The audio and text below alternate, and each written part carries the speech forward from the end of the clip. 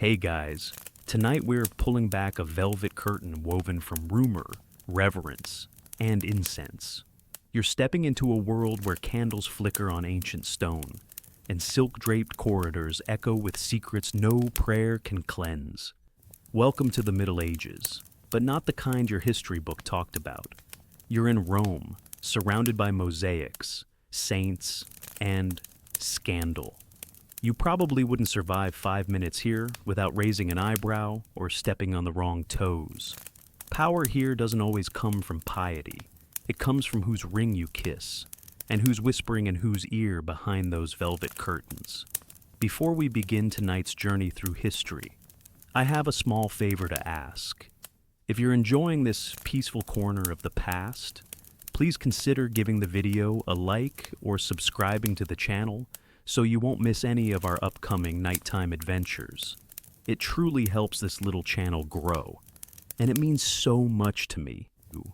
If you're still awake enough to type a few words, I'd love to know where in the world you're listening from, and what time it is where you are. I find it so heartwarming to see history gently unfolding across time zones, quietly shared together. I sincerely hope this historical story is gentle enough to ease you into sleep, but there's always a small risk. It might be too interesting, and if you do happen to stay awake through the whole thing, at least you'll walk away with a bit of new knowledge, and if that's what keeps you up tonight, well, I'd say that's worth it. Now, dim the lights, maybe turn on a fan for that soft background hum, and let's ease into tonight's journey together. You stroll through a Roman alleyway, the kind too narrow for horses, but just wide enough for secrets. The stones beneath your feet are warm from the afternoon sun, and somewhere nearby, a church bell tolls low and slow. Incense lingers in the air, not quite hiding the smell of the crowded streets, but trying its best. You pass beneath stone archways and faded frescoes, their saints looking down with calm, unbothered eyes. But those eyes have seen things they'll never tell. It's the 9th century, and the city of Rome is a curious beast. On one side, it's the seat of holiness, the heart of Christianity. On the other, it's a city where street vendors hawk relics that might just be chicken bones, and where noble families fight over who gets to control the Pope like children arguing over a toy. You stop before the Lateran Palace, once a Roman emperor's home, now the Pope's, or more precisely, the Pope du jour, because in this era, popes come and go like the tides. Some reign for years, others don't last the week. A few don't even make it to their coronation. You step into a courtyard where pigeons scatter at your approach. A young cleric rushes by, clutching scrolls to his chest. He doesn't look at you. He probably wouldn't. You're a quiet observer tonight, slipping through time like a shadow. And you've arrived during what later historians would call the saeculum obscurum, the dark century. But it wasn't dark in the way you might think. The sun still shone. The churches still rang with hymns. But behind those high, painted walls, that's where things got murky. Right now, the papacy isn't ruled by saints. It's ruled by families, bloodlines, favors. It's ruled by whispers in Latin and decisions made over goblets of wine poured by trembling hands. You overhear voices, 2 men in deep red robes, half hidden beneath a colonnade. They speak softly, but their words carry a sharp edge. The Crescentias want their cousin on the throne, one mutters. But the Tusculans are paying well, very well. You keep walking. You're not here to meddle. In this era, the Pope isn't chosen because of holiness or scholarship. He's chosen because someone's uncle made a deal with someone's mistress. Sometimes, literally. Families like the Theophylacti, yes, that's a real name, pull the strings from behind silk veils and velvet doors. They're the ones who decide who gets to wear the white robes. And the popes, some are pious, some are terrified, some are barely old enough to write their own names. As you pass through the inner halls, The marble glistens with candlelight. There's an eerie beauty to it. You find yourself wondering how many confessions these walls have heard, how many secrets they still hold. A bishop hurries past, his sandals slapping lightly on stone. He carries a ring too large for his hand, the signet of a man more concerned with titles than sermons. In the next room, a grand mosaic shows Christ with open arms, but below him, the Pope who commissioned it had himself painted in, kneeling in gold-trimmed robes, humility with a hint of vanity. And here's the thing. Historians still argue whether these popes were victims of a corrupt system or willing players. Were they dragged into schemes by powerful families? Or did they slip into the game eagerly, knowing the price? The answer shifts with every new scroll discovered, every fresco cleaned of soot. You linger at a chapel window. The moonlight spills across the tiles, softening the edges of everything. You imagine a young deacon pacing here centuries ago, heart pounding. Maybe he was about to deliver news of a bribe or a betrayal. Maybe he never got the chance. But tonight, everything is quiet. The drama has passed. The marble remains. A breeze slips through the cracked window and lifts the smell of beeswax and ancient books. You breathe it in. The kind of scent that stays on your clothes, like memory. And though this is just the beginning, already you feel it. This is not a tale of simple saints and sinners. It's a tale of human ambition, cloaked in incense and hymns, stitched with silk and shadow. A tale that unfolds not just in dusty chapels, but in bedrooms, banquet halls, and battlefield tents. And your footsteps are just beginning. You drift forward, deeper into the heart of the eternal city, where power doesn't always wear a crown, it might wear a veil. Tonight, you're entering the villa of Theodora, the Roman matron whose fingers stretch across papal rings like silk ribbons. They say she never sat on a throne, but she placed others on one, more than once. It's late now, and a soft lamp flickers in a stone chamber overlooking the Tiber. You imagine Theodora seated at a carved table, not with scriptures or scrolls, but with a roster of names, cardinals, cousins, and courtiers, each one a piece in her grand chess match. She's not a queen in title, but everyone in Rome knows she is the power behind the papacy. They call her Senatrix of Rome, a title earned not by birthright alone, but by sheer command of influence. Even the nobles bow when she walks past, not because they respect her, though many do, but because they fear her reach. And tonight, she's choosing a pope. Theodora doesn't light incense. She doesn't chant in Latin. She leans back in her velvet chair and taps a single name on parchment. A young man, barely out of adolescence, who's been hanging around her villa, playing the lute too often and studying theology too little. His name? John. Or rather, Pope John XV. Once her lover, and now her puppet. You imagine the quiet stir it causes, papal robe sized for someone still growing into his shoulders, the whispers in the basilica, the raised eyebrows at the consecration, a boy pope plucked from the arms of a noble woman.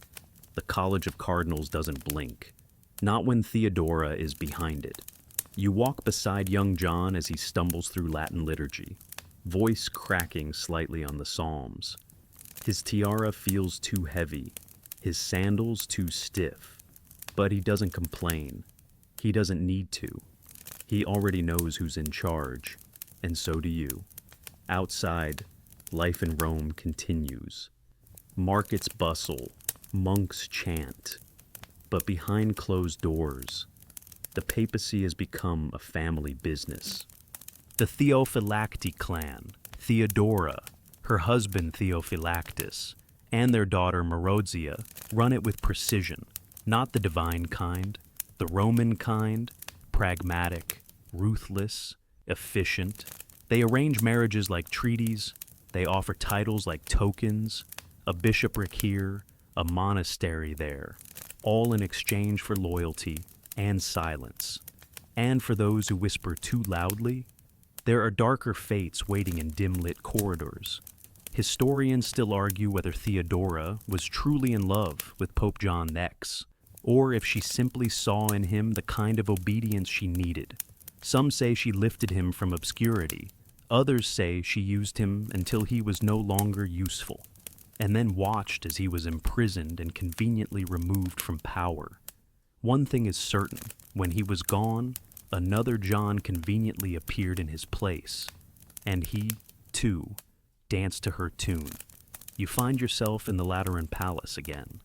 But this time, the mood is different. The tapestries seem heavier, the corners darker. It's not just politics, it's theater.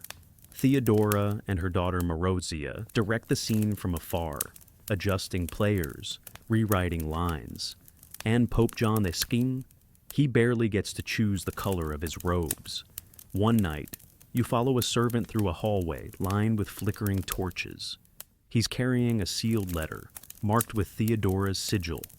The message, you suspect, contains instructions, perhaps about a bishop to promote, or an enemy to exile. The Pope will nod when he reads it, maybe ask a question, but he won't say no, because he can't. Later, you catch sight of Marozia herself, Theodora's daughter, just as cunning, twice as bold. She wears power like a perfume. It trails behind her, subtle and intoxicating. You hear her discussing strategy over honeyed wine, how to maintain the family's hold on Rome, how to keep the papacy loyal, how to prepare her own son for greater things. That's right, her son, another future pope. The family business, after all, must have a successor. You lean against a cold marble pillar and think about all the people who still see the papacy as a holy institution. The pilgrims, the peasants, the monks chanting by candlelight. Do they know, or do they simply believe because they must? Because to question is too dangerous and too painful. The bell rings for evening prayer, and the city sighs.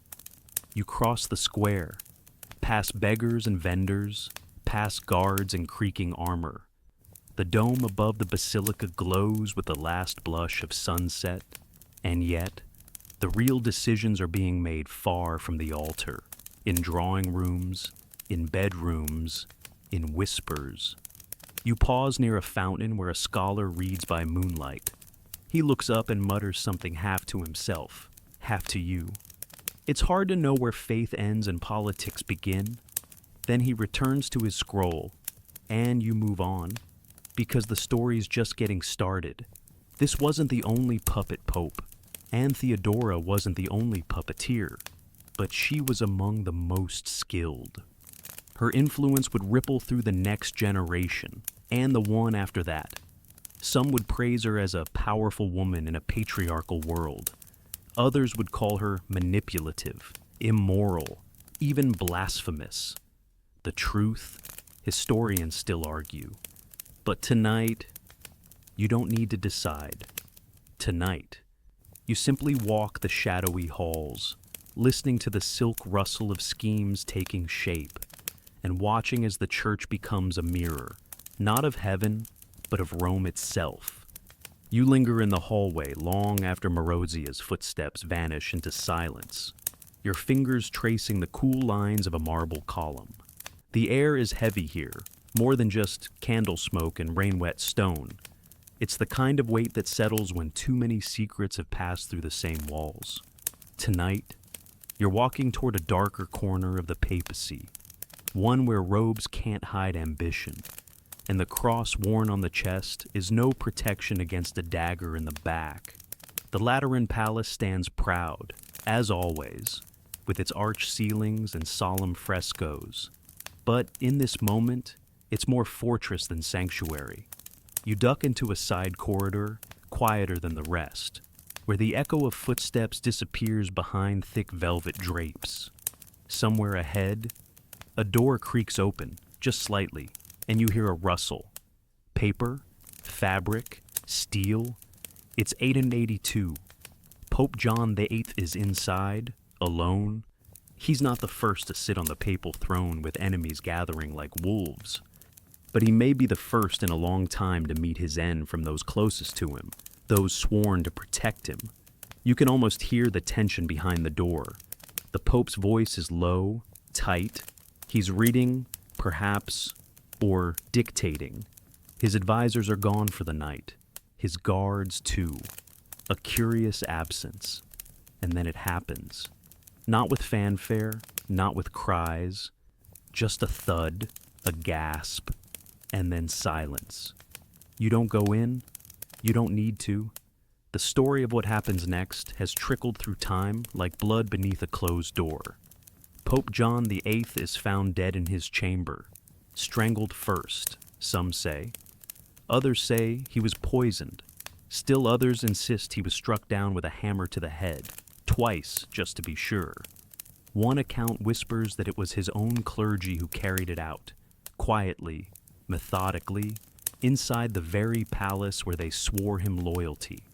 Historians still argue whether it was a political assassination orchestrated by nobles or an internal revolt within the church itself. Either way, the message is clear. The papacy isn't safe, not even from within.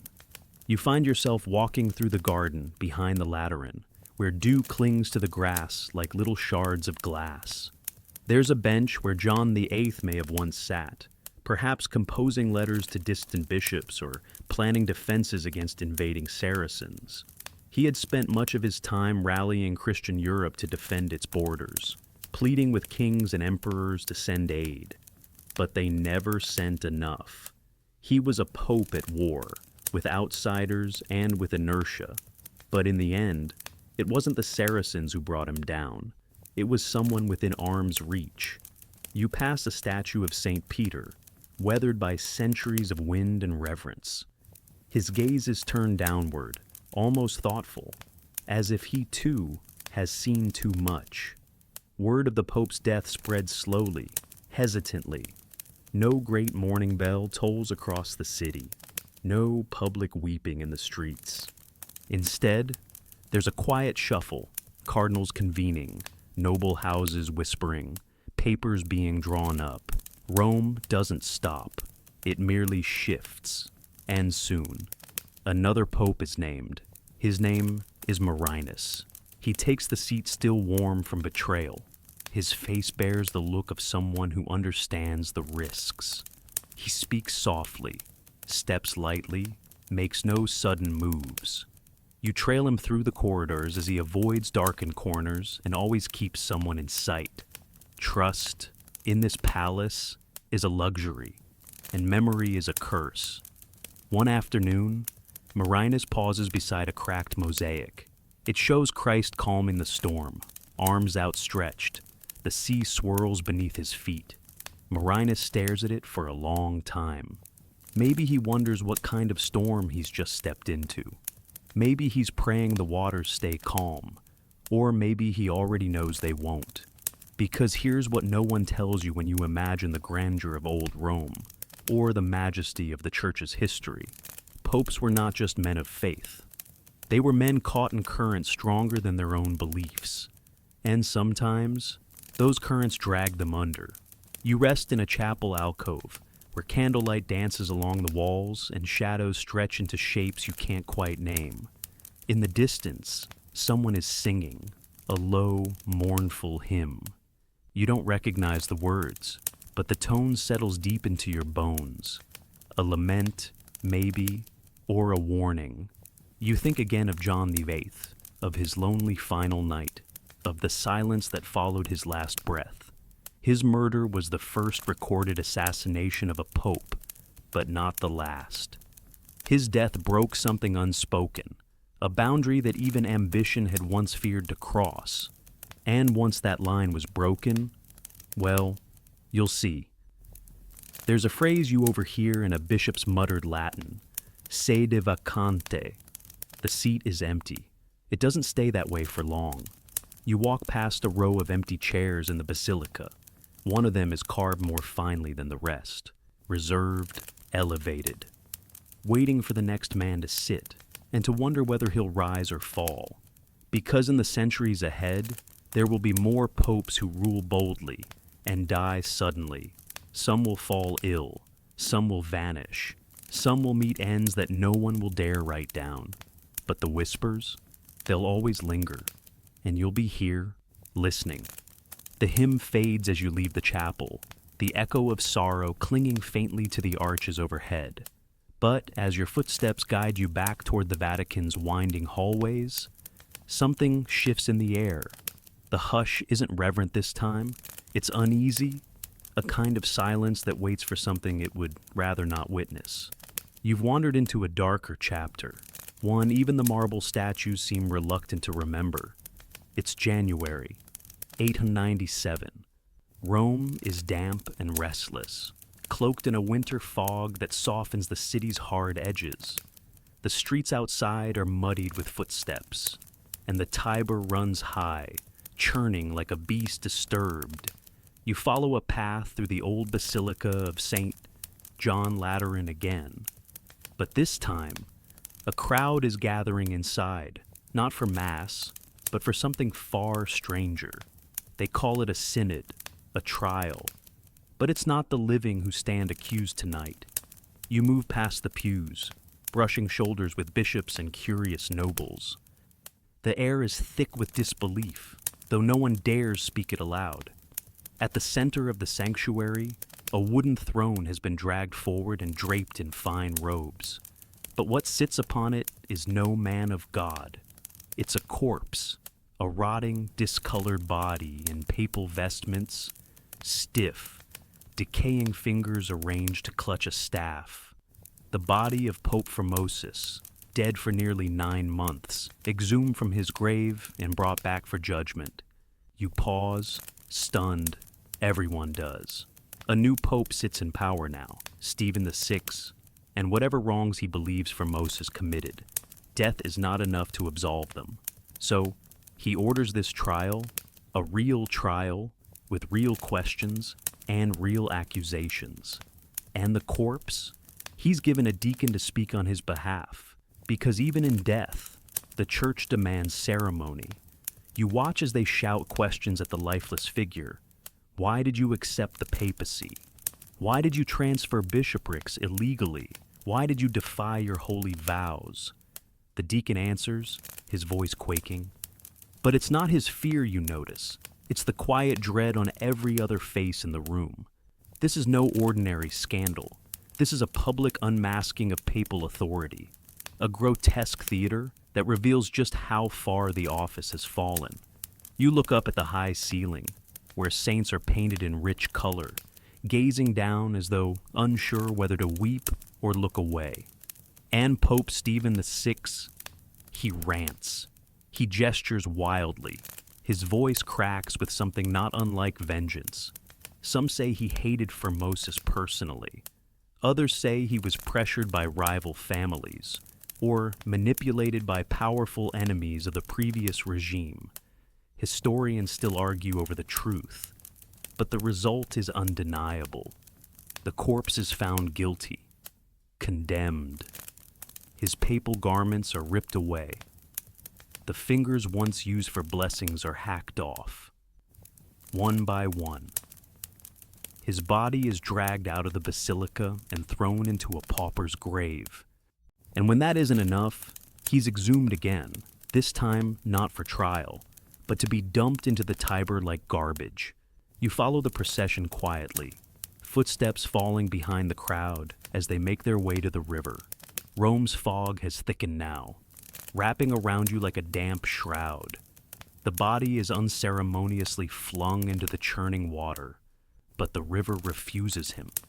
Days later, the corpse washes ashore, snagged in reeds.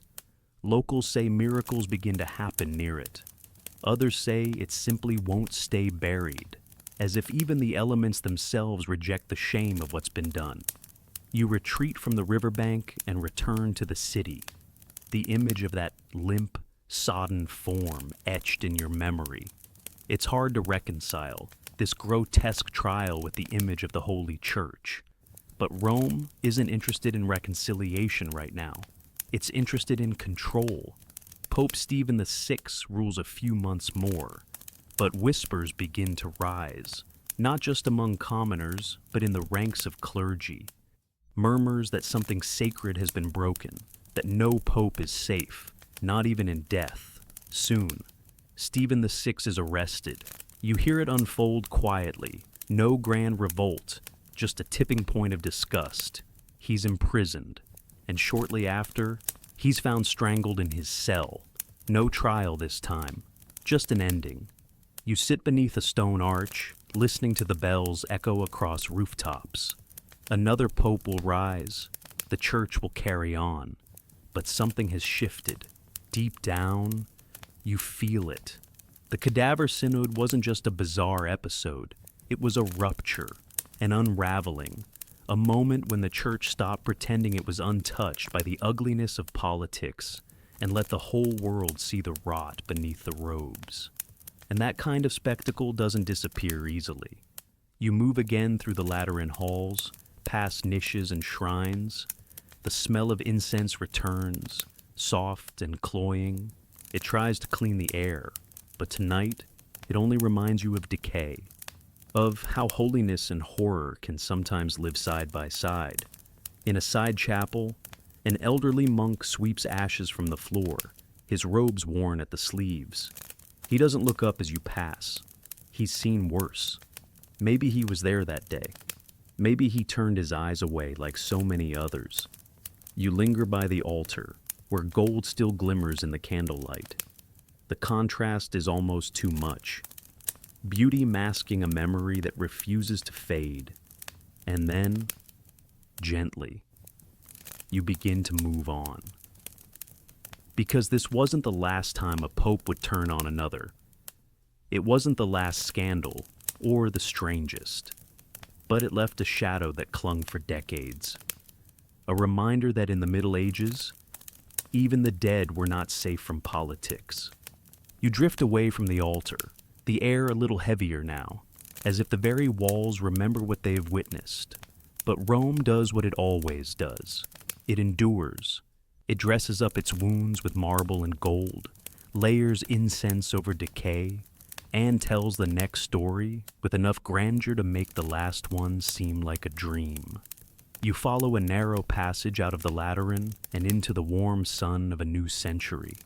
The shadows of the Cadaver Synod are still whispered about, but the church presses forward, dignified as ever, at least in public. Behind closed doors, though, the papacy is evolving again, bending to new influences. Powerful families still pull strings, and popes still balance on a knife's edge between divine authority and worldly entanglement. And today, you're heading toward a garden inside the Vatican walls, quiet, fragrant, far from the bickering of cardinals or the clamor of markets. It's a place of reflection, at least for most.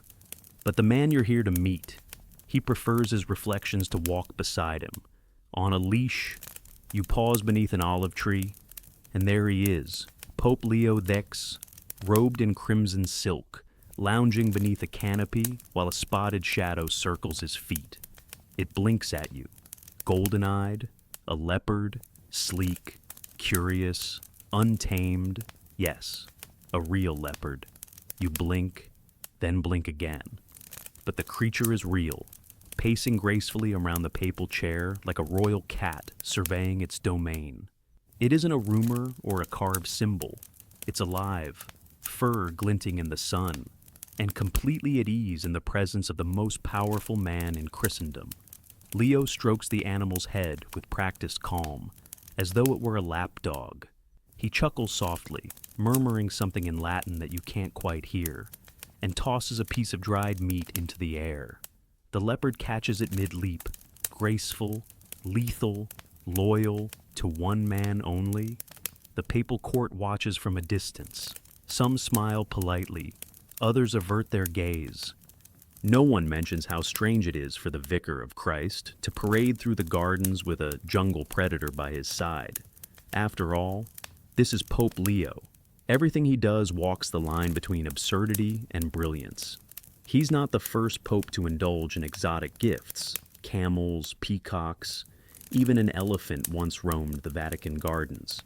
But the leopard is different. It's a symbol, a message.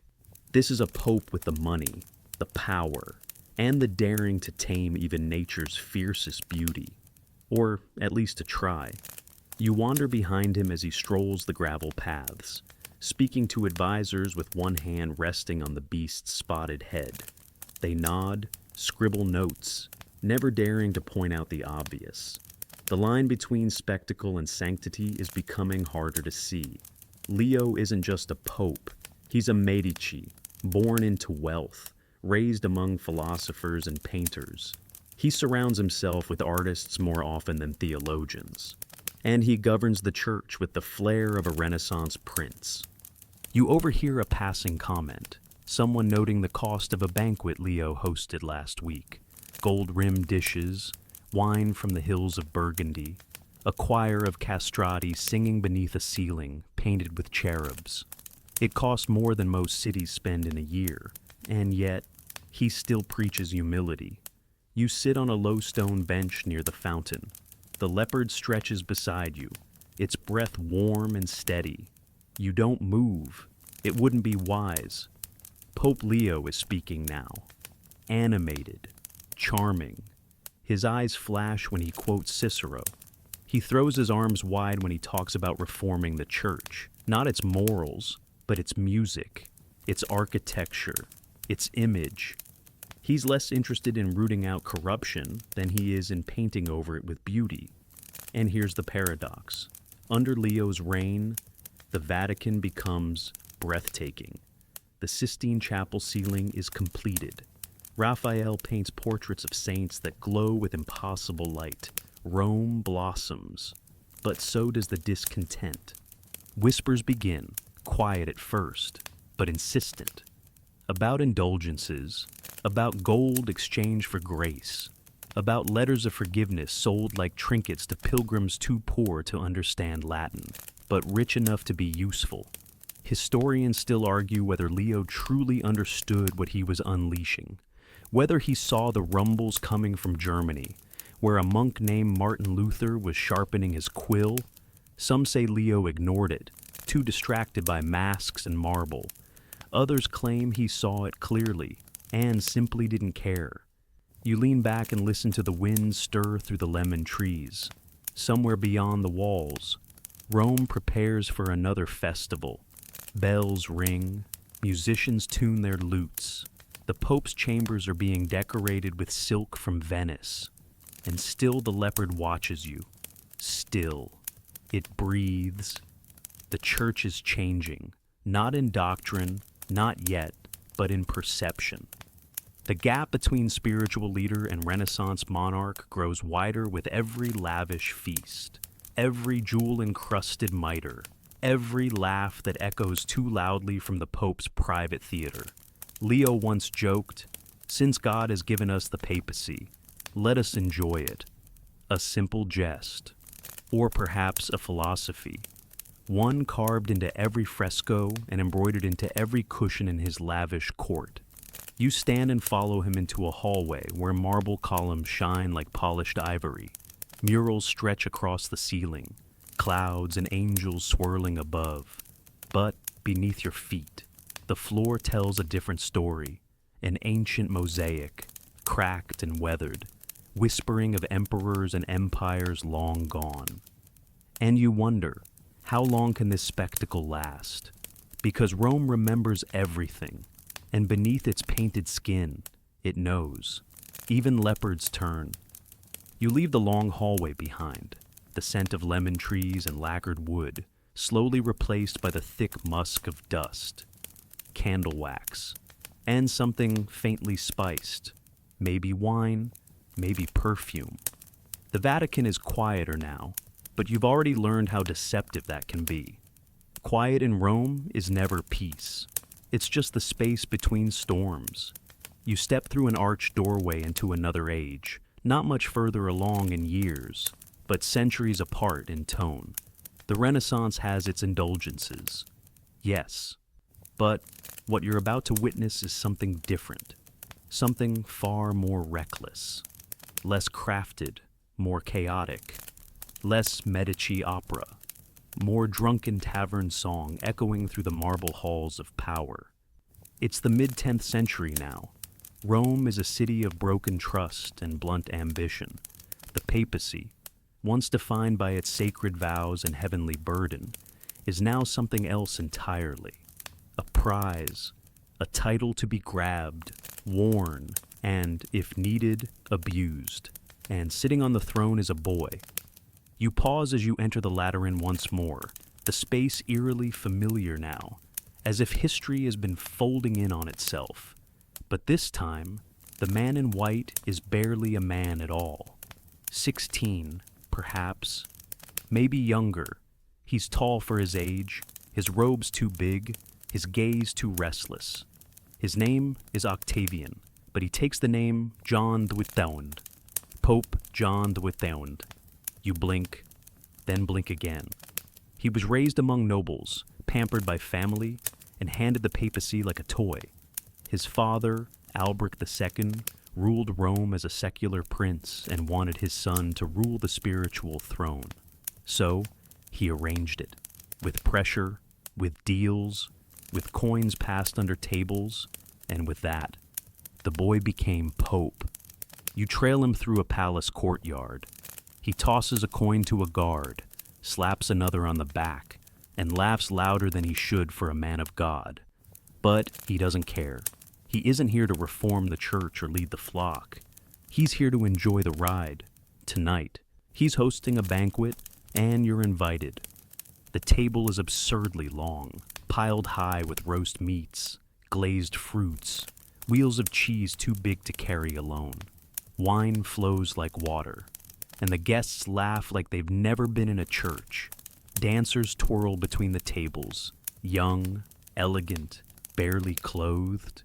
Music plays, not hymns, but something faster, rowdier. The kind of song that gets louder the more wine is poured.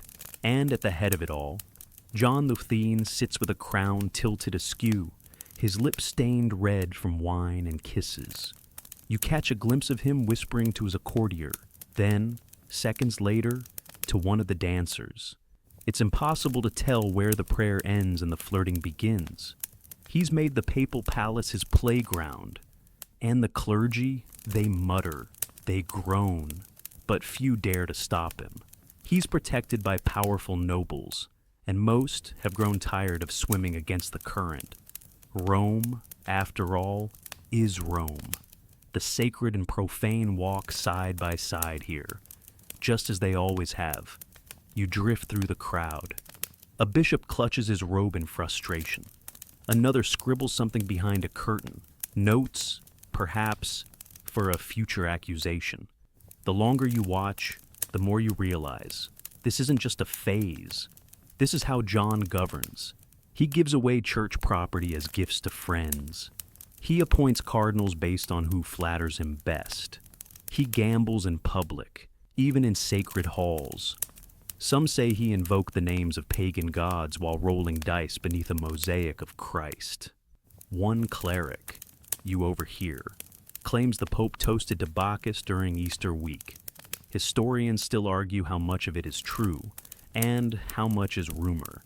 But even if half the stories are exaggerated, the truth remains. This Pope doesn't seem interested in holiness.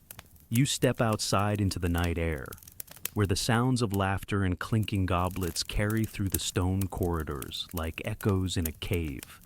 Somewhere nearby, a servant stumbles past, wine pitcher tilted, giggling to himself.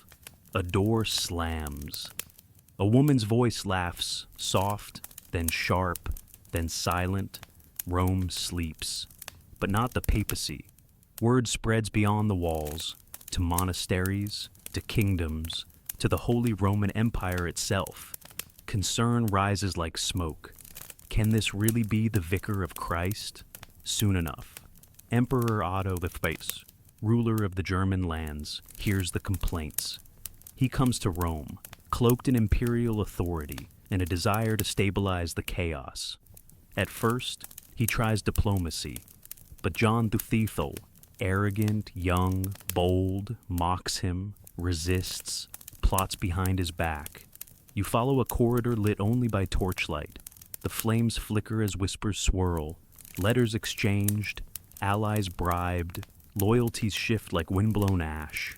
Finally, Otto acts. He deposes John in absentia, installing another pope in his place, Leo VIII, a more proper, obedient, forgettable man. It's a bold move, controversial. Some hail it, others call it sacrilege. But for a brief moment, the party ends. John, however, doesn't stay gone for long. As soon as Otto leaves Rome, John the Thean storms back, retakes the palace, exiles his replacement, and proceeds to punish everyone who supported Leo. Blinding, maiming, stripping titles, it's vengeance with the taste of youthful spite, but fate, as always, waits quietly in the wings. You find yourself in a small chamber off the garden, where moonlight spills through an arched window. A bed stands against the wall, simple, unadorned, and on it lies John the Thean. He's just 24. Some say he suffered a stroke. Others claim he was struck by a jealous husband while in the act of adultery.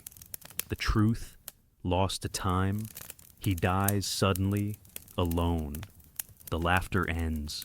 The church barely reacts. Rome sighs, half in relief, half in exhaustion, and the papal seat is filled once more. Another chapter, another attempt at balance. You close your eyes for a moment, hearing the echo of that music still dancing through the halls, and you wonder how a boy with a crown ever thought he could outrun consequence. The music fades, the doors close, and the scent of spilled wine lingers like a memory no one wants to claim. You step away from the stillness of that bedroom, your footsteps echoing softly across worn stone. The halls have quieted, for now, but Rome is never truly still. The stories simply change rhythm. Time shifts again beneath your feet, slipping you forward into a new century, one where the papacy doesn't just flirt with worldly power. It embraces it, weaponizes it, wears it like armor. This is no longer the Rome of innocent altar boys and whispered prayers. This is the era of war horses clattering through cobbled streets and papal banners flying high over battlefield tents. Popes are no longer just shepherds of souls. They're generals, politicians, and yes, lovers. You walk through a chamber where swords once hung beside crucifixes, where maps of central Italy were rolled out on long tables, next to chalices, of course. The Pope who presided here wasn't interested in turning the other cheek. He was too busy drawing lines on parchment, planning his next campaign, his name, Pope Julius II. But long before him came others who blurred the line between priest and prince. You stop at a wooden door with heavy brass hinges. Beyond it lies a papal apartment, lavish, but lived in. The silk drapes don't quite hide the rumpled bed. The books on the shelf aren't all theological. Some are letters, personal ones, some intimate. Pope Sergius III comes to mind. He reigned a century after the chaos of the Cadaver Synod, and his papacy was far from holy. He allegedly had an affair with the powerful Marozia, yes, that same daughter of Theodora, resulting in a child who would later become Pope John XV. That's right, a pope fathered a pope. You sit by the window where Marozia might once have gazed out, watching the city move beneath her. The relationship was no secret. It was part of the political machinery of Rome.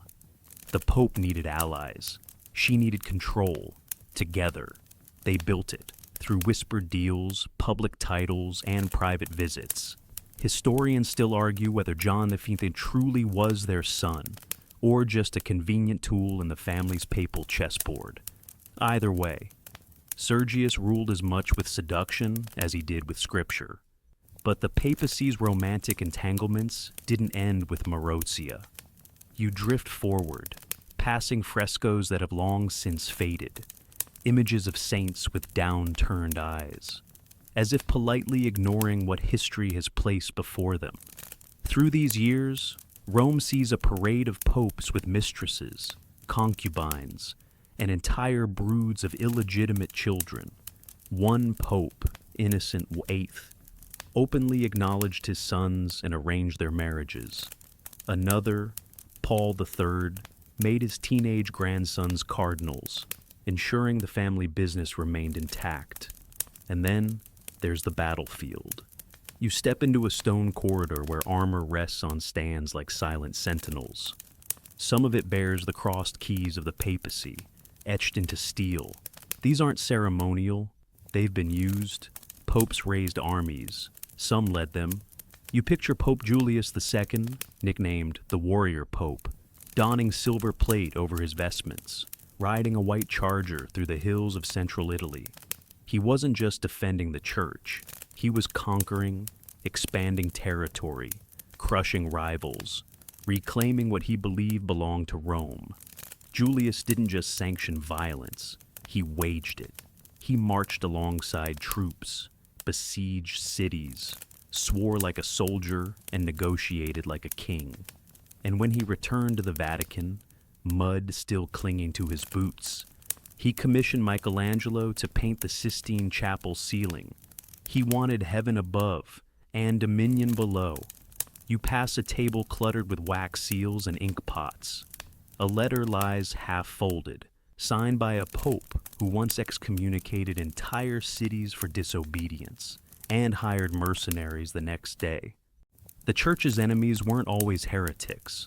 Sometimes they were just inconvenient. And yet, despite all this, the church endured. Mass was said, bells rang, pilgrims came. The people, by and large, accepted their popes for what they were. Holy fathers, yes, but also worldly men, shaped by the same greed, fear, and ambition as any ruler.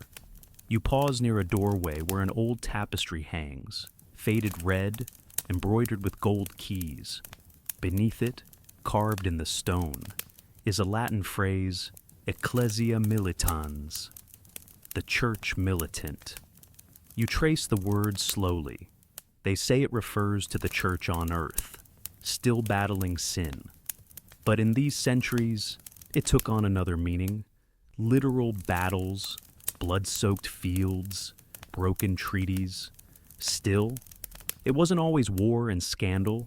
Some popes genuinely tried to reform the chaos. They issued decrees against nepotism. They preached temperance. They called councils to address the rot.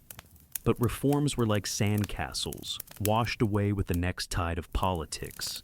And sometimes, those same reformers fell into the very traps they tried to escape. You step into a small room at the back of the palace. It's quiet here, dusty, the kind of room where plans are made in secret. There's a ledger open on a desk, a list of names, positions, titles, each one placed with care, each one likely a relative. You recognize the pattern by now.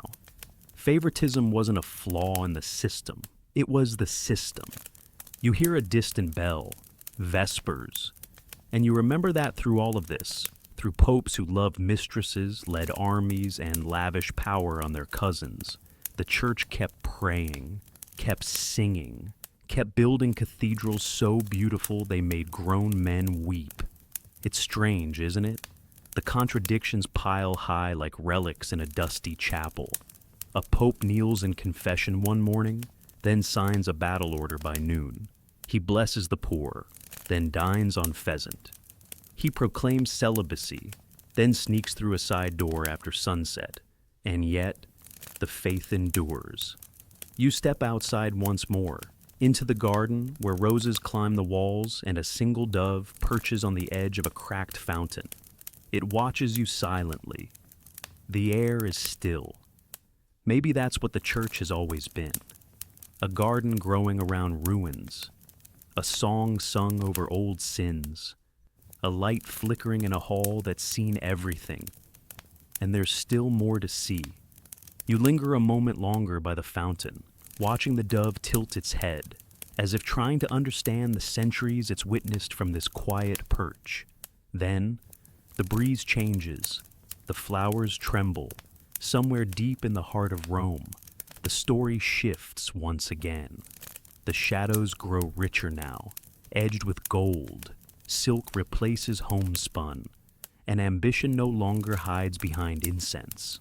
It wears velvet, smiles wide, and calls itself divine. You're stepping into the late 15th century, and the name Borgia drips from every tongue like honey laced with something bitter.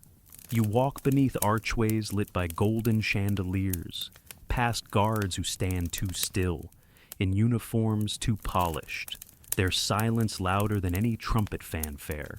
The papacy has changed, again, but this time, it's less about faith and more about family.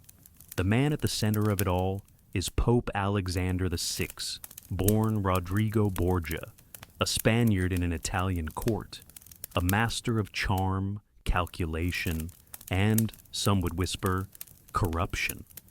He didn't rise to power because of miracles or martyrdom. He rose because he played the game better than anyone else. You find him in a private study, surrounded by velvet chairs and frescoes that shimmer in the candlelight. He leans over a map of Italy, his rings catching the glow. His eyes move not with reverence, but with strategy. He's planning, not sermons, but marriages, not pilgrimages, but power moves. Rodrigo Borgia didn't just bring himself to Rome. He brought his whole family with him. You hear their names like music laced with poison: Cesare, Lucrezia, Juan, Joffre, the Borgia children, all of them illegitimate, all of them gifted titles, lands, and influence under the approving gaze of their papal father. It shocks the cardinals, scandalizes the clergy, but no one can stop it. The Borgia machine is already in motion. You watch as Alexander arranges Cesare's elevation from bishop to cardinal. He's barely 20, ruthless, brilliant, dangerous. The robes fit him poorly, too soft for a man who prefers armor. But for now, he plays along. Lucretia, the Pope's daughter, becomes a political pawn dressed in pearls. Each marriage arranged for advantage, each husband a stepping stone. But she is far more than an innocent victim of politics. You'll see that soon. You follow Alexander through the Vatican corridors, his footsteps confident, his presence magnetic. He throws lavish banquets, commissions grand buildings, accepts tributes from nobles and monarchs who all want the same thing, his favor, and he gives it generously, for a price. Historians still argue how deep the corruption ran, whether Alexander VI truly sold church offices like market goods, or whether the stories were exaggerated by his enemies, whether the debauchery was real or just convenient fiction. But the pattern is clear. Power flows through loyalty, and loyalty, in his Rome, has a price. You find yourself at a banquet hall now, where candles flicker in gold holders and the air smells of roasted meat, cinnamon, and ambition. A long table stretches before you, draped in red, glittering with goblets and jeweled plates. Cesare sits to the Pope's right, Lucrezia to his left. Around them, bishops and nobles drink, flatter, and glance nervously at one another. Everyone here knows they're playing a game, and no one dares lose. You hear laughter, too sharp to be carefree. Toasts are made, one to the glory of Rome, one to the Borgia family, and one, whispered under breath, to survival. Outside the windows, Rome watches. The city is uneasy. Whispers of simony, nepotism, even murder curl through the alleys like fog. Cesare Borgia, already shedding his cardinal robes for armor, earns a reputation as a military genius and a man who solves problems permanently. You follow him one evening to a private villa, where a nobleman who once questioned the Pope's decisions dines with a nervous smile. The next morning, that nobleman is gone, vanished, no one investigates. The walls of Rome grow thicker, its secrets deeper. Lucrezia, meanwhile, becomes the subject of endless rumor. Too beautiful, too poised. Some say she's a pawn, others, a poisoner, a tool of her father's will, or a survivor carving out her own kind of power. The truth lies somewhere in between. You see her in a garden, tending a small white rose bush. Her hands are gentle, her gaze unreadable. A letter rests in her lap, sealed with the papal crest. It's addressed to her next husband, another alliance, another transaction. She sighs once, then folds it away. And the Pope, he watches it all, in his private chapel. Alexander VI kneels before the crucifix. His lips move in silent prayer, his expression soft, almost sincere. You wonder, for a moment, what he's asking for. Forgiveness, perhaps? Or maybe just more time? Because the walls are closing in. Enemies multiply. The French invade. The Roman people grow restless. Even the cardinals begin to whisper behind locked doors. And then, the poison. Alexander VI dies suddenly in 1503 under mysterious and suspicious circumstances. Some say he and Cesare drank from the wrong goblet at a banquet meant for someone else. Others insist it was divine judgment. What's known is this: his death throws Rome into chaos. Cesare, wounded and weakened, scrambles to hold the family's grip on power, but it slips, slowly, inevitably. The Borgia name begins to sour. Lucrezia, quietly, begins a new life far from Rome. As Duchess of Ferrara, she transforms into a patron of the arts, a mother, a ruler in her own right. Her past never quite leaves her, but in the soft light of history, some shadows fade. You stand now in an abandoned hall once used for Borgia councils. The dust is thick, the banners are gone, but if you close your eyes, you can still hear it, the rustle of silk, the laughter laced with warning, the echo of a dynasty that ruled not with holiness, but with strategy. And yet, even now, the Borgia story holds you, because for all the scandal and smoke, they shaped Rome, not gently, perhaps, not purely, but undeniably. And the church, it carried on. The Borgia banners may have vanished from the walls, but their legacy lingers like perfume, sweet, bold, and impossible to wash away. You step lightly through a corridor that once echoed with their laughter, your fingers grazing a tapestry faded by time, but still whispering of whispered alliances and carefully staged betrayals. Rome doesn't forget. It simply changes the locks and invites new schemers through the front door. Now, you find yourself in the early 16th century. The air is different, heavy again, but this time not with incense or ambition. It's the weight of fear, cloaked in velvet and trimmed with gold. The Renaissance has blossomed, but the old habits haven't wilted. In fact, they've flourished, dressed up in finer clothes. The papacy still courts power like a lover, still balances prayers with politics. But now the scandals grow quieter, smarter. They move like shadows at the edge of a banquet. You enter one now. A vast hall, glowing with candlelight, its ceiling painted with angels too distracted to look down. The guests murmur behind jeweled fans and golden goblets. Servants in fine livery move like ghosts between courses, carrying platters of figs, roasted fowl, spiced honey cakes, and something darker. At the center of the table sits a cardinal, not yet pope, but clearly aiming. His smile is wide, his eyes watchful. You notice how he touches none of the food, a small detail, but not accidental. Because poison has returned to Rome's menu, you move quietly along the edge of the feast, invisible to those who matter. Yet, everywhere you look, someone is measuring someone else. Each bite taken with a flicker of hesitation, each toast laced with subtle calculation. The church's inner circle has turned into a chessboard, and the pawns are tired of being pawns. One guest rises mid-conversation, clutching his throat. No cries, just a cough, then a collapse. A ripple of silence follows, broken only by the soft clatter of a spoon falling to the floor. No one screams, no one leaves. They simply glance at one another with mild surprise, then go back to their wine. Welcome to the Vatican's more refined scandals.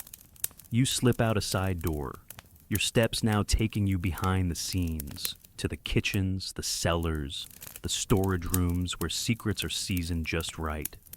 There are rumors, always, of a special powder, colorless, tasteless, fatal within hours. Some say it's brewed by discreet apothecaries, blessed with Latin prayers before being folded into pastries or stirred into sweet wine. You overhear a whispered name, cantarella, the favored poison of choice for those who wish to make their message clear without ever raising their voice. Was it real? Historians still argue. Some say it was just a myth, inflated by enemies of the Borgia and Medici popes. Others insist it was very real, passed down in recipes as carefully as communion wine. One thing is certain, people died mysteriously and often, enough that fear itself became a weapon. You ascend a narrow staircase into another private chamber, smaller, darker. A group of cardinals meets here in secret.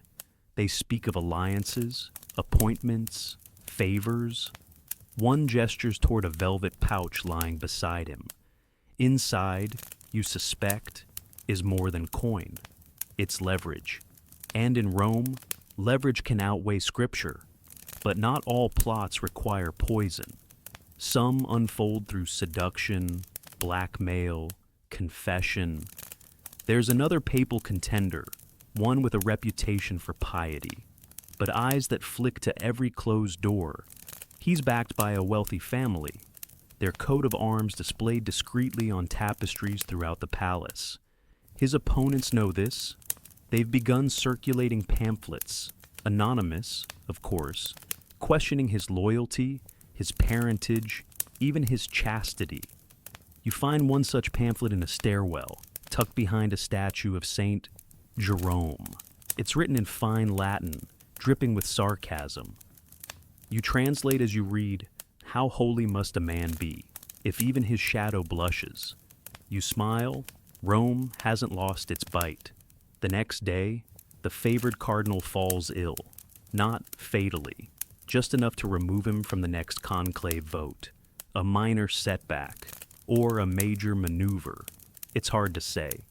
And through all of it, the papacy moves forward. You visit the Sistine Chapel again. Its ceiling complete now. The figures of Michelangelo staring down in eternal judgment. The cardinals gather below, their red robes like blood drops on polished stone. Another vote begins. White smoke, a new pope. You watch from a quiet alcove as he steps forward to greet the city. The crowd cheers. But behind him, the old games are still being played. The men who helped him rise are already gathering outside his chamber doors. They don't want blessings. They want repayment. A cardinal receives control of 3 provinces. Another is given a title for his cousin. A third is invited to leave Rome entirely, for his own safety, of course. You follow the new pope later that evening as he walks the halls alone. His shoulders are high, his smile still practiced, but his eyes, they betray the weight he's already carrying. Not just the church, not just Christendom, but the silent debts owed to those who whisper in corners and pour wine with steady hands. He pauses beside a painting of the Last Supper. Not Leonardo's, a smaller version, more intimate. One of the apostles in the painting looks just slightly off, eyes too narrowed, fingers curled around the edge of the table, watching, waiting. You think of Judas, of betrayals, of meals shared by candlelight and ended with kisses that meant death. Because in this Rome, banquets aren't just for celebration, they're for selecting enemies. They're for final goodbyes served on silver trays. The Pope turns, walks on, and you follow, wondering who will be left standing when the next course is served. You trail behind him, your footsteps soft against the ancient marble, the memory of those poison banquets still lingering like a faint, perfumed warning. But even in a city ruled by men wearing white robes and crimson caps, power doesn't always come with a beard or a bishopric. Tonight, your path turns toward a different kind of ruler, a woman, a daughter, a Borgia. Her name is Lucretia, and though the world calls her many things, temptress, pawn, poisoner, none of them truly fit. You'll see for yourself soon enough. You follow a garden path, winding beneath trellises heavy with night-blooming jasmine. The air is warmer here, quieter. But don't be fooled. This isn't escape, it's strategy. And Lucretia plays the game with the same grace she uses to walk in heels across wet cobblestone. She grew up in these palaces, dressed in silk before she could read Latin.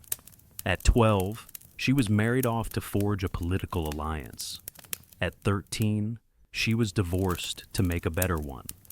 By 15, her name was whispered in rumors no child should ever hear.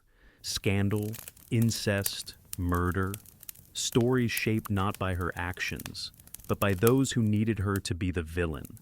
You enter a private salon, soft carpets, low light, and the scent of ink and crushed violets. Lucretia sits at a writing desk, not with poison, but with parchment. She's reviewing marriage contracts, letters from bishops, and reports from her agents in Ferrara, where her third husband rules. Or, rather, where she does. Because while Rome sees her as a beautiful accessory to Borgia ambition, Lucretia has grown into something far more formidable. She is no longer content to be traded like a gemstone. She is the jeweler now, carving her place in the world with precision. You watch as she seals a letter with wax, her personal crest, not her father's. It will go to a noblewoman seeking aid after her brother's arrest. Lucretia will intervene, not out of charity, but because she knows favors are a better currency than gold. Outside, the bells of a nearby chapel ring out the hour. Lucretia rises, gliding across the room to a polished mirror. She adjusts her veil, soft and sheer. She still plays the part, the obedient daughter, the gracious wife. But her eyes, when they meet the glass, are not soft. They're calculating. You walk beside her now through a hallway lined with the portraits. Her father, Pope Alexander VI, smiles down from one frame. Her brother Cesare, smoldering and sharp, stares from another. But Lucretia's portrait isn't here. Not yet. Perhaps she prefers it that way. Let them underestimate her. It makes winning easier. You hear court gossip as you move, servants trading whispers like coins. They speak of her dinner parties, where political enemies are seated side by side and leave with softened hearts or altered allegiances. They speak of her intelligence, her poise, her uncanny ability to speak 3 languages without ever raising her voice. And yes, they still whisper about poison. The famous ring, they say, hides a compartment for powdered death. The fan she carries can flutter with charm or close like a dagger. But you've seen no proof, only stories. And in Rome, stories are as dangerous as swords. You arrive at the chapel where she attends Mass, always dressed modestly, always early. She kneels in prayer, but never alone.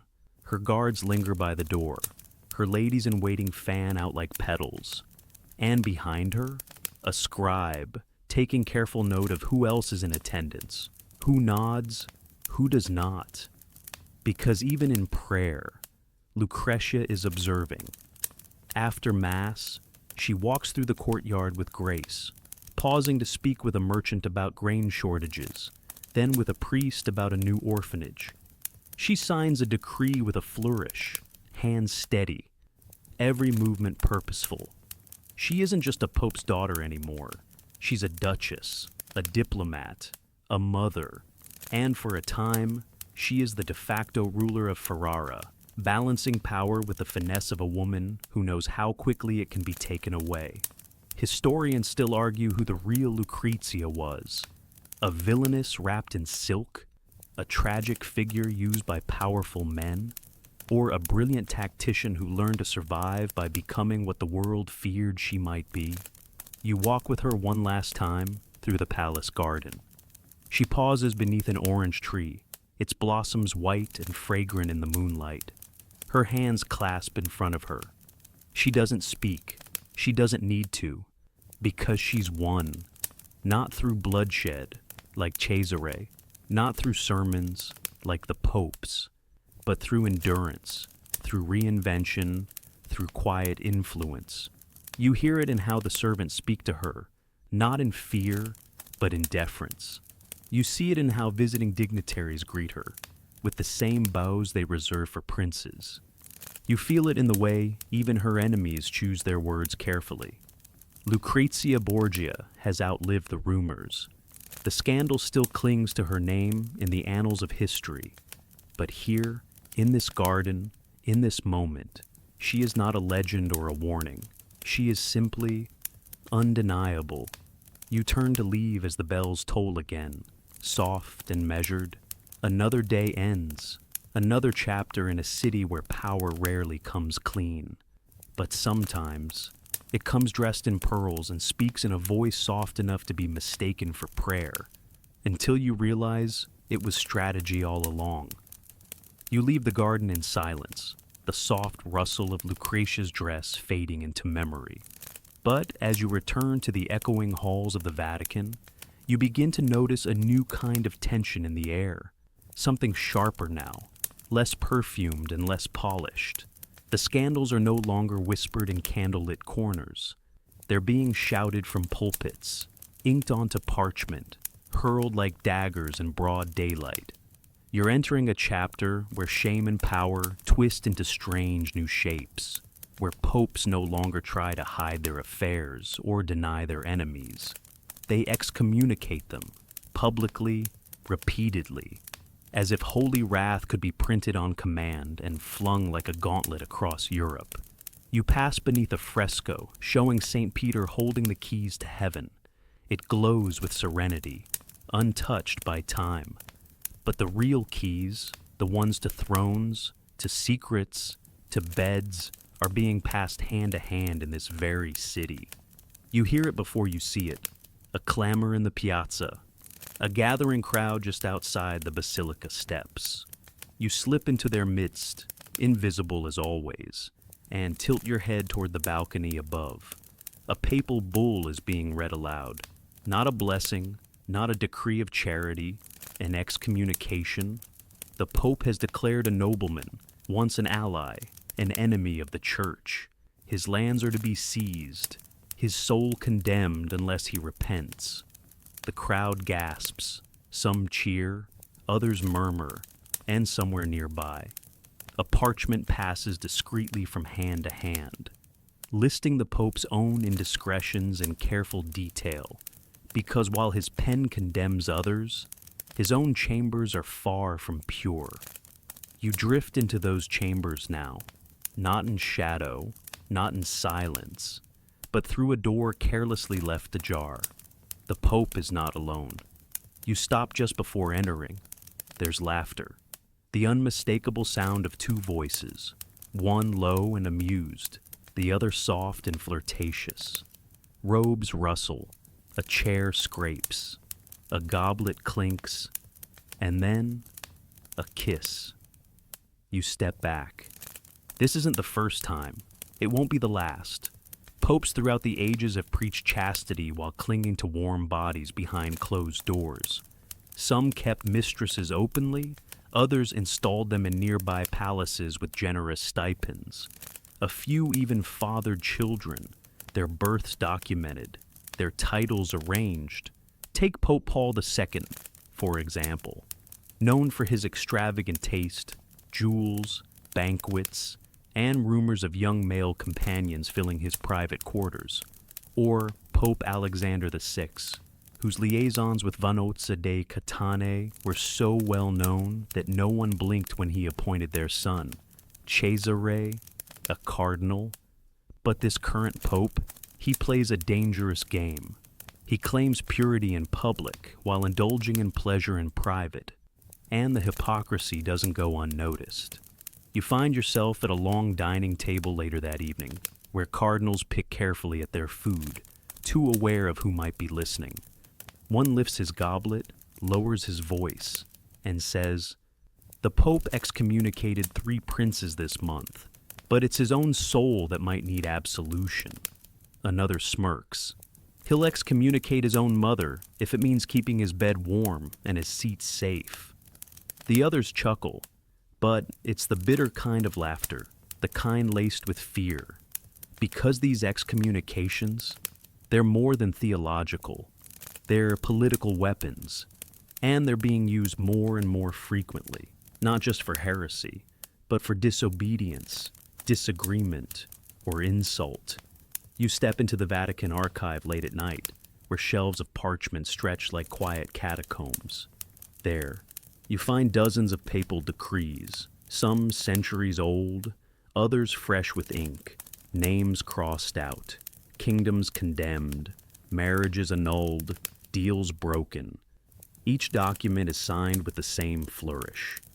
A signature that glows with divine authority, even as its author lies in silk sheets a floor above, whispering secrets to someone he would never acknowledge in daylight. Historians still argue whether these scandals were worse than those of earlier centuries, or merely better documented. Some say the Renaissance popes were victims of their own fame, every sin magnified, every rumor inked and spread. Others insist they were worse in private than any parchment could capture. Either way, the result is the same. Faith begins to fracture. You step into a church where peasants kneel in prayer. Their hands are calloused, their clothes simple.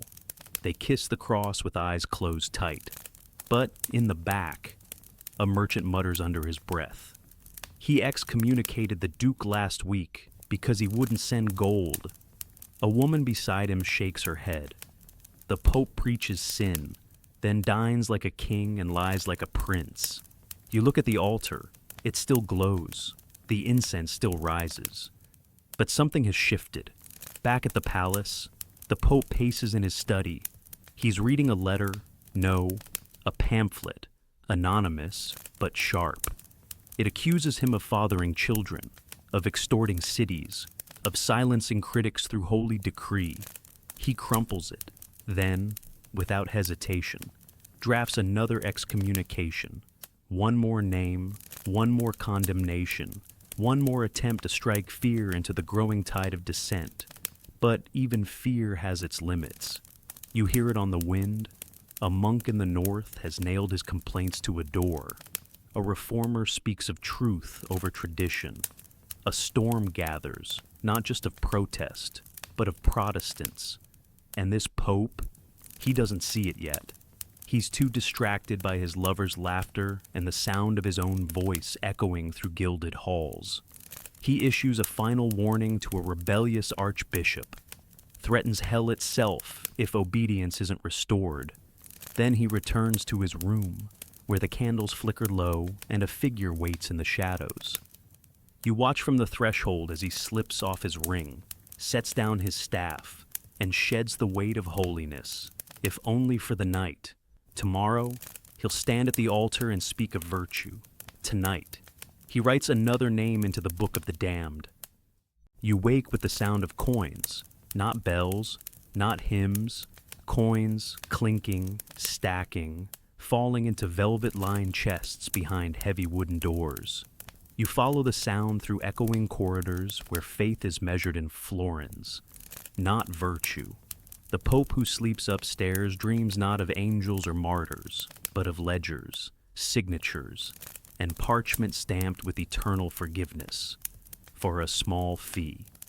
It's early 16th century Rome now, and salvation has a price tag.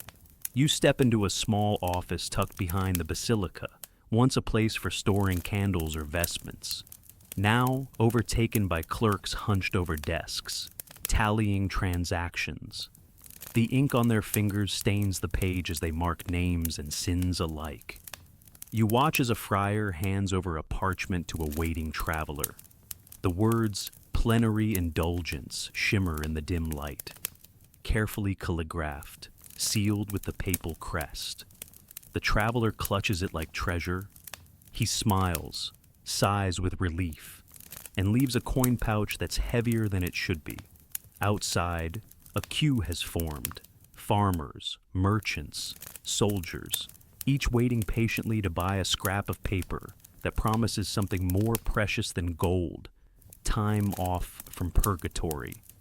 Yes, the church is selling forgiveness, indulgences, they call them. The idea isn't new, time off from spiritual punishment granted by the church in recognition of good works, acts of penance. But under this pope, the practice has grown, elaborate, streamlined, monetized. You leave the office and walk toward the courtyard, where a friar in red robe stands atop a wooden platform.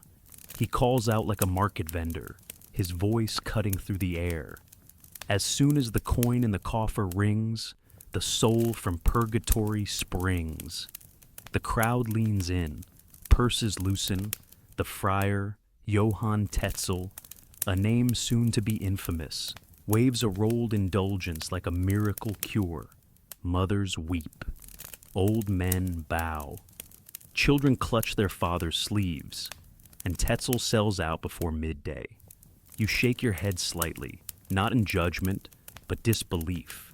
Even for Rome, this feels bold. The pope behind it all is Leo X. You've met him before, the leopard at his feet, the velvet drapery, the laughter behind the walls. But now, the stakes are higher. He's no longer just indulging in art and opera. He's building empires, funding the reconstruction of St. Peter's Basilica, one indulgence at a time. And it's working. The money pours in, gold from Germany, silver from Spain, jewels from France. It flows into the Vatican like a second Tiber, and with it, the Pope finances a masterpiece. You walk through the nave of the new basilica in progress. Scaffolding stretches toward the heavens. Marble statues are half chiseled, frozen in mid-creation. The scent of dust and lime hangs in the air. This will be Rome's greatest cathedral, its beating heart for centuries. But it is being paid for with guilt and fear. You pause beneath a fresco in progress, the image of Christ raising the dead. It's beautiful, tender. But outside, someone is selling that very promise, offering a shortcut to salvation, signed and stamped by the Holy See. You hear the whispers start to rise, not in Rome, but far away, in Wittenberg, in Zurich, in quiet monasteries where learned men begin to murmur that this isn't piety. This is robbery wrapped in ritual. One of them, a German monk named Martin Luther, takes ink to parchment and writes down his protests. 95 of them, sharp, unapologetic. Then he nails them to the church door, not to destroy the church, but to wake it up. But Rome doesn't wake easily. You return to the Pope's study, where Leo X reclines in his chair, a goblet of wine in hand, a letter from Germany lying open on the desk. He reads the theses, laughs once, then tosses them aside. A quarrel among monks, he says, waving it off. You know better. The winds are shifting. More letters arrive. More protests. The sale of indulgences, once quietly accepted or awkwardly ignored, becomes a symbol of everything that's wrong, not just greed, but manipulation. The idea that heaven itself can be bought, that the poor are being tricked into funding palaces they'll never see, with money they don't have. You walk through a poorer district in Rome now. A mother clutches her indulgence, her thumb worn from rubbing the edges. Her son is sick. She believes this paper will help him, somehow, that it will protect their souls, that it means something more than ink and wax. It's not malicious, this faith. It's desperate, and that's what makes it so powerful. You wonder, as you pass a chapel, whether the Pope sees it the same way, whether Leo X truly believes in indulgences, or simply sees them as a means to an end. Some say he saw himself as a patron of greatness, not a spiritual guide. That his indulgences built cathedrals that uplifted hearts. That beauty was its own kind of salvation. Historians still argue, as always. You return to the Vatican, where stacks of coin-filled chests line the treasury. A clerk stamps another indulgence. Another friar lights a candle. The system hums along, unchanged, unrepentant, but the crack has formed. Soon. The Reformation will erupt. Not yet. Not today. But the match has been struck. And it started not with fire, but with a paper promise sold beside a sermon. You step outside once more, into the Roman sun. It warms your face. You hear singing in the distance, a choir practicing for evening mass. And yet, even that harmony feels fragile. Because now, the world is watching. And forgiveness, once whispered in quiet confession, is now printed, priced, and mailed in bulk. You linger a moment longer beneath the Roman sun, watching shadows stretch across the square. The music inside the chapel has softened, but the memory of coins, indulgences, and paper salvation still hums in your ears like a faint chorus. You'd expect Rome to grow quieter now, to retreat, reflect, reform, but instead, the curtain rises, because the Pope who comes next isn't one to hide behind altars. He steps onto the world stage with arms wide open and a grin that barely pretends at humility. You're entering a new act in this papal drama, and the stage belongs to a Medici. Leo X is gone now, but the family remains. And sitting in the papal chair is Giovanni Maria Ciocchi del Monte, better known as Pope Julius III. You step into a renovated hall of the Vatican, one that echoes not with chants but applause. The frescoes gleam, the chandeliers glitter, and in the center of it all, the Pope sits like the director of a lavish production, except the performance is the church. The audience, the world. He adores spectacle, opera, masquerades. He treats theology like a script, performed with feeling, but rewritten as needed. You find him in his private theater, a literal one, small, candlelit, perfect for rehearsals of morality plays and philosophical dramas. You sit in the back row, unnoticed, as he claps delightedly during a comedic scene. A cardinal on stage pretends to trip over a chalice. The audience laughs. Julius throws back his head and applauds. The line between reverence and entertainment blurs. You step outside for air, only to find another performance waiting. The Vatican gardens have become his salon.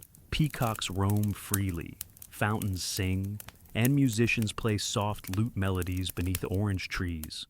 The Pope reclines on a cushioned bench, sipping wine, entertaining guests from Florence, Venice, even France, diplomats, poets, painters, all invited, all impressed. He doesn't just tolerate the arts, he bathes in them. But behind the lyres and lilies, something stirs, something a little less polished, a little more controversial. You hear whispers of a young man, Innocenzo, a teenager of humble birth, plucked from obscurity and suddenly given titles, lands, and privileges by Julius himself. Some say the boy was adopted, others claim something more intimate. The gossip winds through the Vatican like a slow-burning fuse, never confirmed, never denied, but impossible to ignore. You spot them together in the corridor one evening, the Pope with his arm lightly draped over Innocenzo's shoulder, the boy grinning, golden chain glinting against his robe. The affection is unmistakable, too familiar for comfort, too public for coincidence. The cardinals grit their teeth, the scribes pretend not to notice.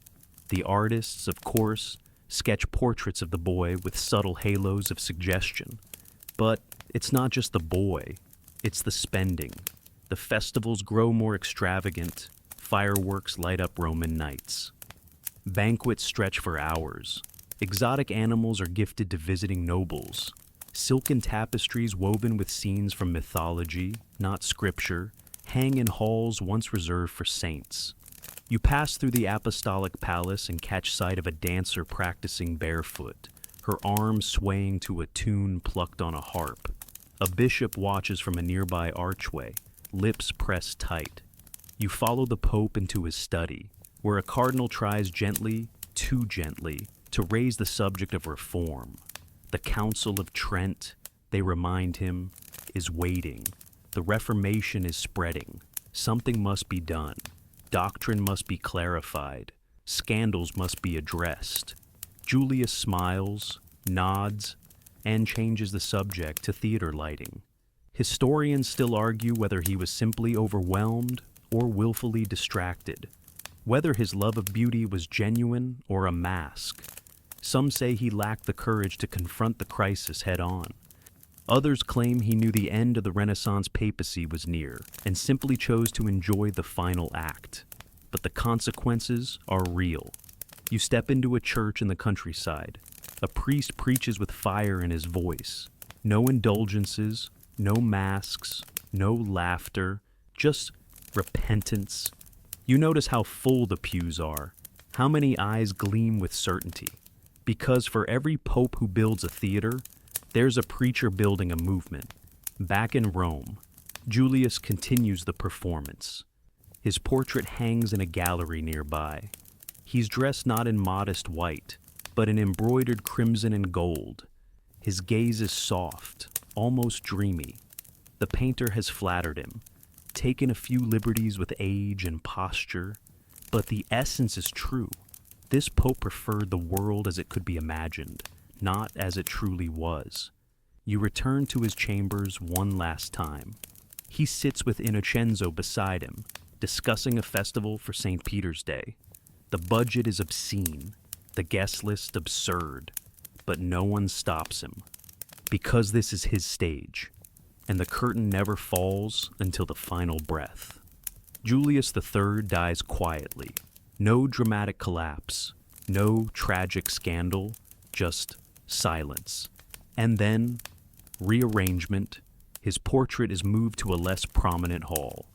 Innocenzo fades from the spotlight, shuffled to minor posts far from Rome. The Vatican shifts again, brushing glitter off its vestments and preparing for something sterner. But the memory of this papacy lingers like perfume after a ball, sweet, extravagant, slightly embarrassing. You leave the palace through a side door, the sky above you flushed with the first colors of dusk. The air still smells of orange blossoms and oil paint, and you wonder, was it wrong to love beauty so much, or only foolish to believe it could distract from the storm building on the horizon? Because that storm is coming. The theater is closing, and Rome must finally decide what kind of stage it really wants to be.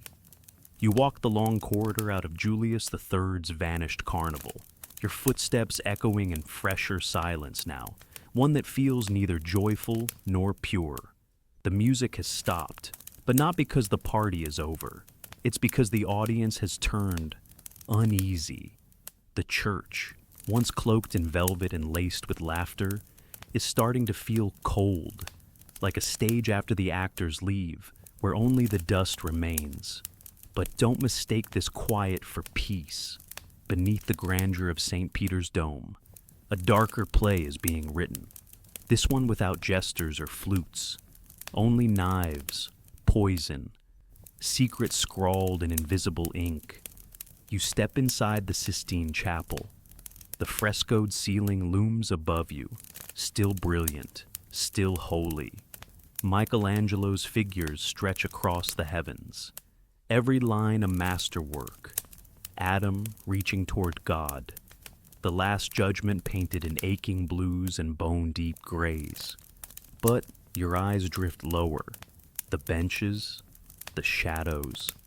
Because in the very place meant to crown new popes, where cardinals pray, argue, and vote, another kind of ritual has begun, one whispered in Latin, sealed with rings, and sometimes ended with silence.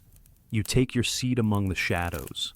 The room is empty now, but you can feel it. The tension, the weight of decisions made here that shape kingdoms, redefine sins, and sometimes cost lives. There are whispers of poison being slipped into wine during conclaves, of papal favorites dying mysteriously between the second and third ballots, of a young cardinal who never made it to the vote because he fell ill the night before. Was it disease or design? You drift back in time, just a few years, to the papacy of Pope Paul IV, a man as hard as the stones beneath your feet, as strict as scripture carved in fire. He despised the softness of his predecessors, their art, their entertainments, their tolerance. Paul IV ruled with severity and fear. You find him in his study, dictating edicts with an iron voice. He banished cardinals he considered too worldly, burned books, condemned heretics. His greatest weapon wasn't indulgence or spectacle, it was the Inquisition. But with every purge, his enemies grew quieter and sharper. You move through the papal apartments, past rooms once filled with music, now silenced by suspicion. Guards stand at every door, their hands closed to sword hilts. Servants keep their eyes down, lips sealed. Even the cardinals speak in half sentences, nodding more than they dare to explain. You overhear a phrase repeated in hushed tones, veleno di stato, state poison, not just a metaphor.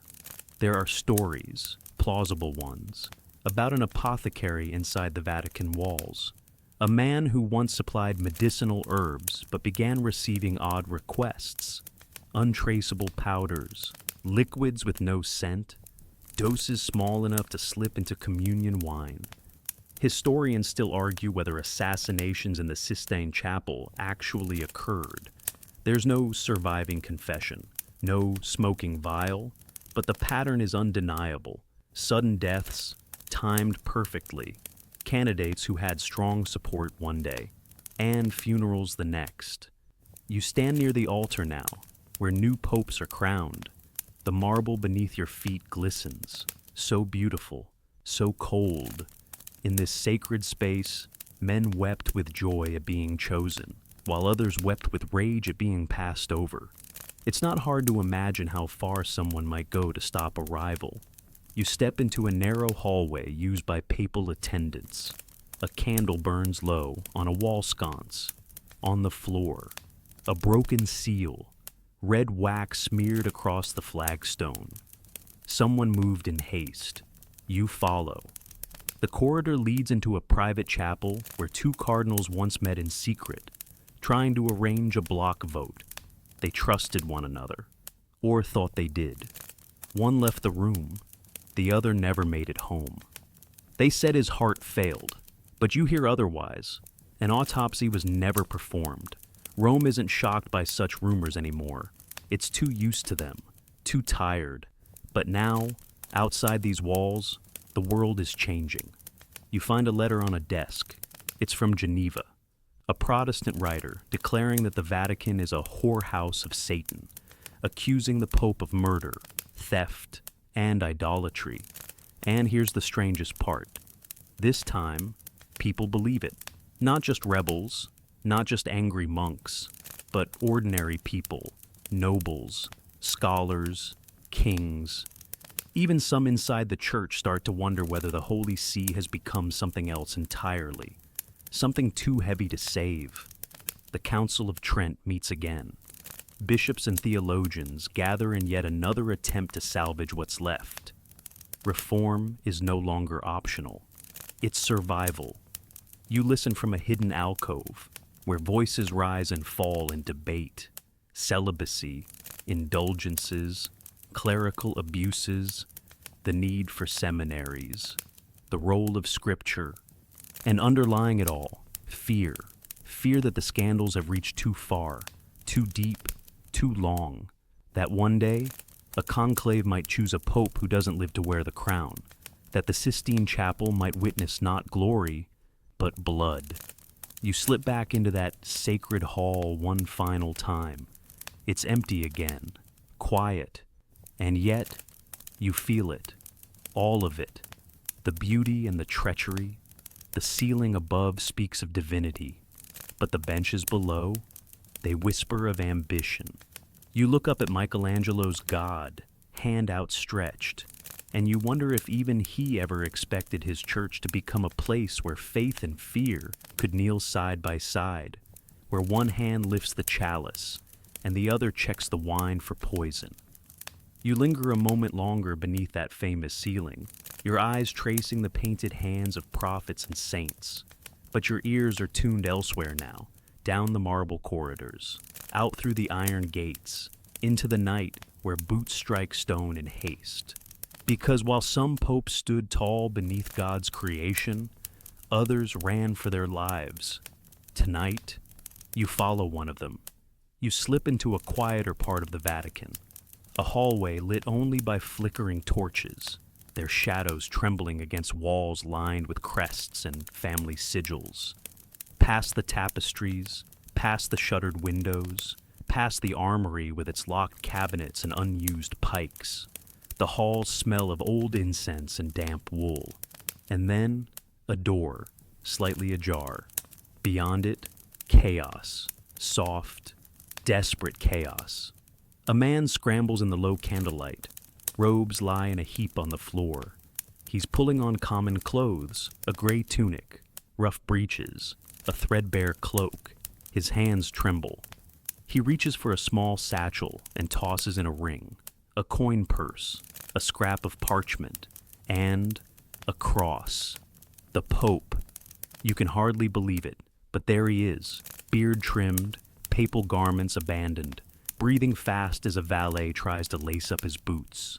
No processions, no hymns, just the sound of panic echoing through the apostolic palace.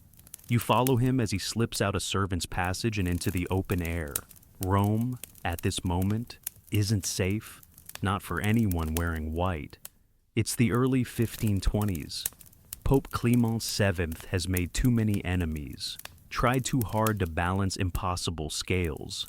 He's danced between empires, France and Spain, Florence and the German princes, and finally tripped. The result? A disaster that Rome still shudders to remember. You hear the thud of distant hoofbeats. The imperial army is coming. Not crusaders, not pilgrims, mercenaries, hungry, unpaid, and furious. They don't care that this is the holy city. They've been marching too long, too far, and now they see Rome as the reward. Gold, wine, vengeance. The Pope knows it. You follow him through the dark as he and a few loyal guards slip down alleys and over rooftops, past shrines and fountains, their breath visible in the cool night air. They're heading not for a chapel or fortress, but for Castel Sant'Angelo, an ancient mausoleum turned fortress, just across the Tiber. There's a secret passage connecting the Vatican to it, Passetto di Borgo, a narrow, elevated corridor that runs above the streets, hidden behind high walls. You slip into it now, your feet moving across worn stones, the air thick with mildew and desperation. The Pope says nothing. He walks fast, head down. The guards keep their hands on their swords. Behind them, Rome braces for the sack, and then the scream of the city. It begins at dawn. The imperial army pours through the gates. Lutherans, Spaniards, Germans, all driven by rage and greed. They loot churches, set fire to monasteries, slaughter priests, drag nuns from their cloisters. Holy relics are smashed, paintings burned, corpses left in the streets. You watch from the tower of Castel Sant'Angelo as the smoke coils into the sky, black and bitter. Screams rise like sirens. Bells clang wildly, some in alarm, some in protest, some struck just before being stolen.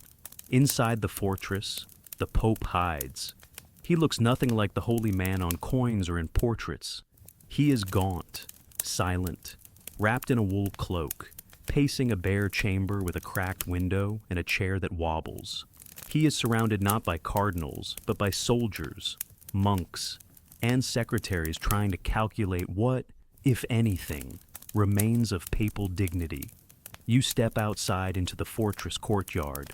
Others have gathered, refugees, diplomats, servants. Some pray, some weep, a few sharpen blades.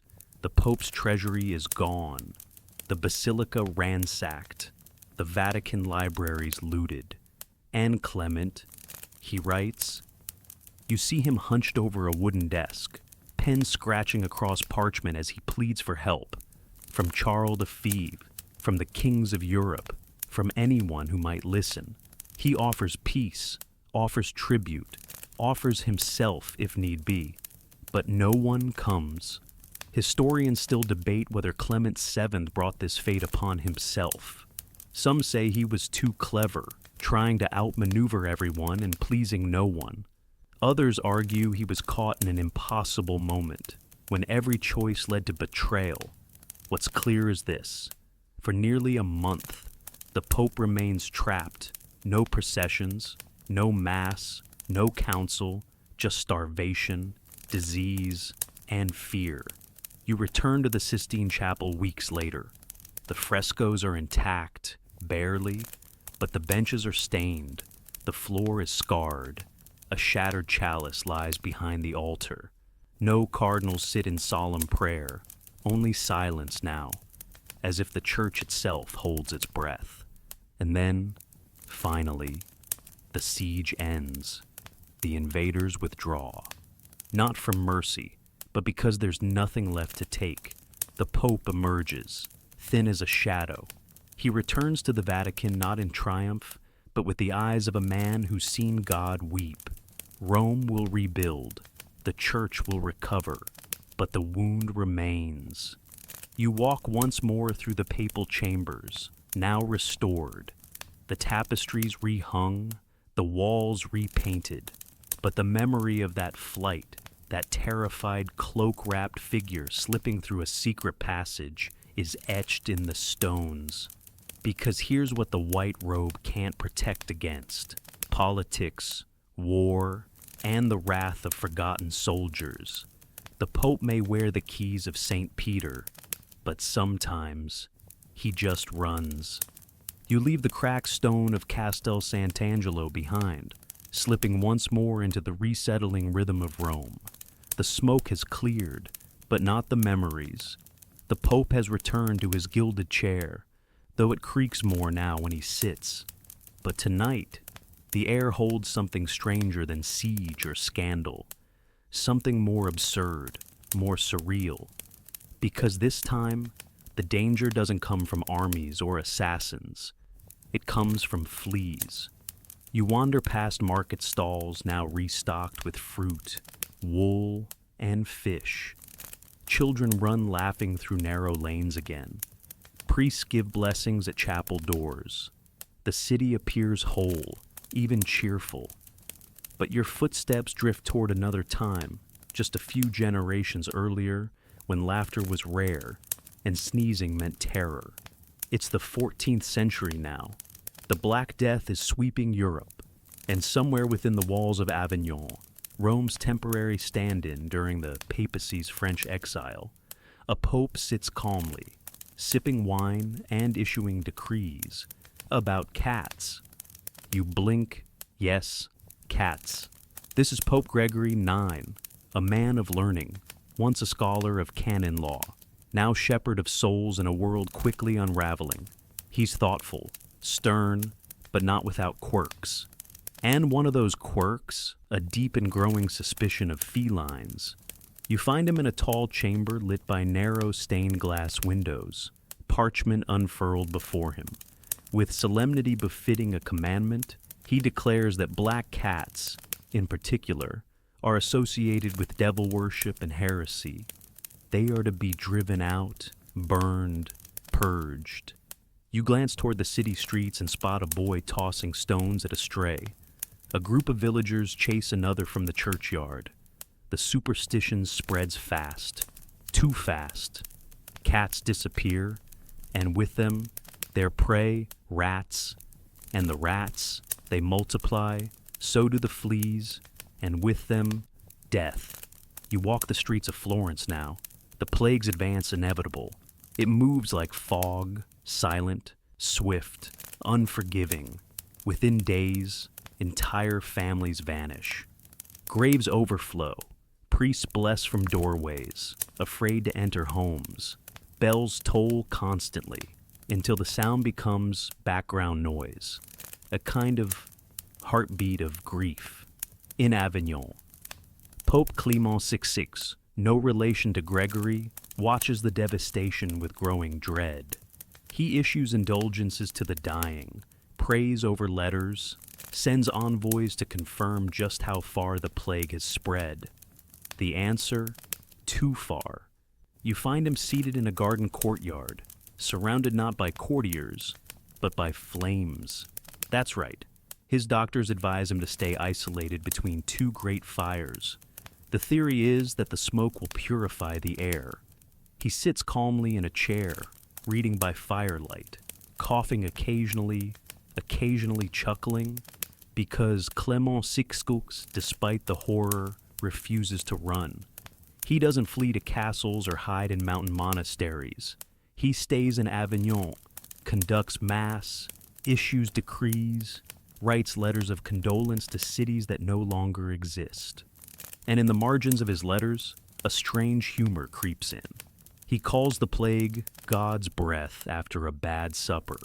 He jokes that the devil must be exhausted by now. Some say he once laughed aloud when reading a report claiming rats were to blame. Then perhaps we should appoint one cardinal, he muttered. You pause at the fountain where he once addressed a panicked crowd. His words were gentle, absurdly optimistic. He told them the plague would pass, that God would spare the faithful, that even if they died, it was only a short walk to heaven. People wept, some believed, some didn't. Historians still argue whether his strange calm helped or hurt, whether his jokes were a balm or a betrayal. But no one denies this. He buried thousands, ordered massive consecrated trenches to be dug outside the city. When local priests fled, he hired servants to sprinkle holy water from buckets over the mounds of the dead. You wander the papal palace in Avignon, now quiet. The banquet halls are empty, the libraries sealed, but the tapestries still hang, woven with saints and vines. And in the corner of one, a small black cat, hidden beneath a bishop's robe. Perhaps someone slipped it in as a joke, or a protest. You step through a study where letters from across Europe are stacked on a desk.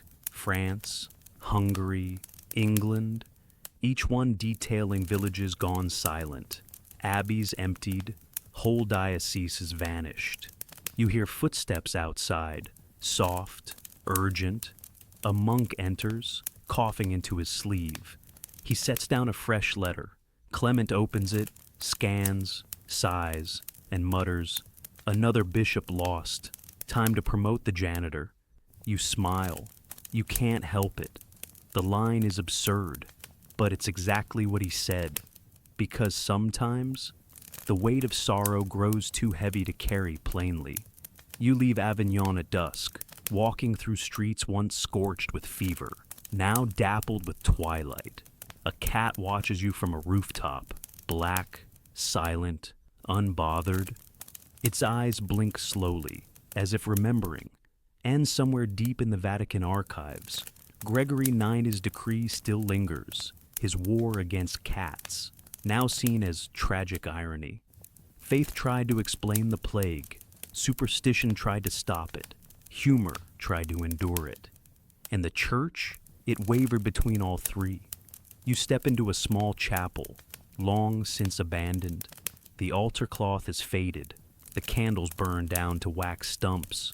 But in the corner, scratched into the stone, is a simple drawing, a stick figure in robes, with a cat perched on his shoulder. You rest your hand on it, because in all this darkness, there were still people who laughed, who loved, who buried their dead and then lit a fire, not for fear, but for light. And sometimes, even a pope lit that fire with a joke. You linger in the chapel, your fingers still brushing the stone carving of that stick figure pope and his little cat. It's comforting, in its own quiet way, a moment of humanity carved into a wall by someone long gone. Someone who lived through the unthinkable and still chose to draw. But as you step outside into the moonlit air, something shifts again. The plague has receded, the smoke has cleared, but the wounds it left behind, uncertainty, fear, disillusionment, have settled into the bones of Europe, and into that space, something colder creeps in. Not laughter, not fire, but division. Because if the plague fractured faith in the heavens, this next chapter fractures the church itself. You walk along a road that doesn't feel like Rome anymore. The stones are foreign. The wind smells of riverbanks and vineyards. That's because you're in Avignon again, but not by choice. Not anymore. It's the late 14th century, and the papacy is no longer just one man with a mitre and a staff. It's two, sometimes three. You step into a grand hall in Avignon, where Pope Clement VII, an anti-pope, according to Rome, sits upon a throne every bit as gilded, every bit as legitimate-looking as the one in St. Peter's. He is regal, intelligent, commanding, and completely convinced that he is the true successor of St. Peter. You glance at the letter in his hand, sealed with the crest of the King of France. It's a pledge of loyalty, support, protection. Meanwhile, in Rome, another pope, Urban VI, sits in his own palace, reading similar letters, this time from the Holy Roman Emperor, and in Spain, a third faction brews. Each side claims the other is illegitimate. Each one excommunicates the others. Each writes encyclicals, sends emissaries, builds alliances like generals on the brink of war. And for the faithful, confusion becomes the new Mass. You walk through a dusty village where the local priest doesn't know which pope to name during the Eucharistic prayer. He hesitates, then mumbles something non-committal. His parishioners bow their heads anyway, but they whisper afterward, "If we follow the wrong pope, does our confession even count? If one is a heretic and we obey him, are we damned?" The uncertainty spreads like rot. You pass a monastery where the monks argue bitterly. Some have joined the Roman obedience, others the Avignon obedience. They eat in silence now, seated at separate tables. They no longer chant in harmony. Even miracles are disputed. In Florence, a woman claims a vision of the Virgin, who tells her only one pope is true. But which one? The story changes depending on who you ask. And all the while, the real world suffers. The Great Schism, as it will come to be known, divides not just the Church, but Europe. Kingdoms split their allegiance. Councils are called, then collapse. Compromises are offered, only to be undone. You find yourself now in Pisa, 1409, another council. Another desperate attempt to end the madness. They depose both popes and elect a new one, Alexander VI. But instead of solving the crisis, now there are three popes, three thrones, three voices shouting that they alone hold the keys to heaven. You step into a cathedral where the crowd stares upward, not in awe but in weariness. The bishop reads a papal bull of excommunication, but no one is sure which pope issued it, or which one he follows. A boy in the back chuckles. They're all just kings in robes now. You follow him out, through winding streets and into a printing shop. Pamphlets are being churned out, mocking the popes with satire, some too crude to repeat, but they sell. And the skepticism? It sells too. You watch a merchant burn 3 portraits, one for each pope. He says he'll believe in the church again when it speaks with one voice. Until then, he listens to no one. Back in Rome, Urban VI's successor has grown paranoid. He suspects treason in every letter, every late arrival to Mass. He tortures suspected spies, priests and bishops alike. He fills the Vatican with distrust and iron. In Avignon, Clement's successors play a gentler game, more diplomatic, more polished, but just as political. Their courts resemble royal ones. Their finances bleed gold. Their sermons ring with caution rather than courage. And still, the faithful kneel. Still, the cathedrals rise. Still, the candles burn. Because even now, even split in 3, the church is still the church, or at least the idea of it. You return to the Vatican in 1417. The Council of Constance is underway. Years of war, debate, and spiritual fatigue have pushed the cardinals to the brink. And finally, mercifully, a decision is made. All 3 popes are removed. A new pope is chosen, Martin V, one man, one throne, one church. The people weep in the streets. You sit beneath a colonnade as the bells ring in unison again. Not perfect harmony, some are cracked from disuse, but they ring, and it's enough. For now, but the damage is done. Faith has frayed, trust has unraveled, and the seeds of reformation, planted long ago, have found fertile soil in the confusion. Historians still debate who was truly at fault, whether Urban VI was too cruel, whether Clement VII was too political, whether the cardinals acted from cowardice or conviction, but no one debates the cost. You step into a quiet side chapel, where a fresco shows Peter handing the keys to Christ, not 3 popes squabbling over them like spoiled heirs. And above the altar hangs a single inscription, Ut unum sint, that they may be one. You stare at it for a long time, because in this chapter, they weren't. The bells keep ringing, even after the crowds disperse. Their chime is gentler now, almost hesitant, like the city itself is relearning how to breathe. You walk beneath the arches of the Vatican once more, where sunlight filters through high windows and dapples the marble floors. For the first time in a long while, there's no shouting, no rival claims, no papal armies sharpening swords in the shadows. Just quiet. But don't mistake it for stillness. This is the moment after a storm, when the air is charged with something new, uncertain, but strangely hopeful. It's 1417, and Pope Martin V has been elected in Constance. One man, one mitre, one church, if only on paper. You find him seated beneath a massive fresco still half peeled from moisture, reading reports from cardinals stationed across Europe. The ink is faded, the Latin stiff, but the message is clear. The damage has been done. The church must be more than spectacle. It must become believable again. He doesn't sigh. He doesn't curse. He simply picks up a pen and begins writing.